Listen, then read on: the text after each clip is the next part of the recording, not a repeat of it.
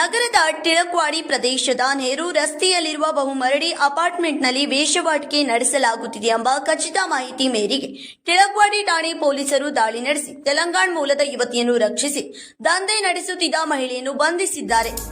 ಬಂಧಿತೆಯು Ayesha Shabir Sheikh alias Reshma ಅಂಕಲೆವಾಲೆ ವಯಸ್ಸು 31 ಎಂದು ಗುರುತಿಸಲಾಗಿದೆ.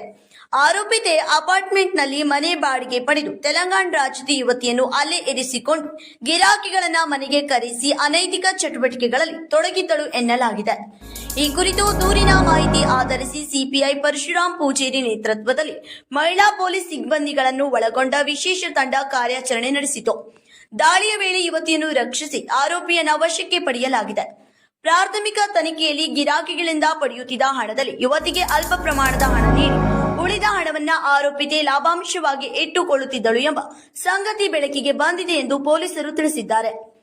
ಈ ಸಂಬಂಧ ಟಿಳಕ್ವಾಡಿ ಪೊಲೀಸ್ ಠಾಣೆಯಲ್ಲಿ ಅನೈತಿಕ ಮಾನವ ಸಾಗಾಣೆ ತಡೆ ಕಾಯ್ದೆ ಪಿಐಟಿ ಆಕ್ಟ್ 1956ರ ಕಲಂ 3, 4 ಹಾಗೂ 5ರ ಅಡಿಯಲ್ಲಿ ಪ್ರಕರಣ ದಾಖಲಾಗಿದೆ.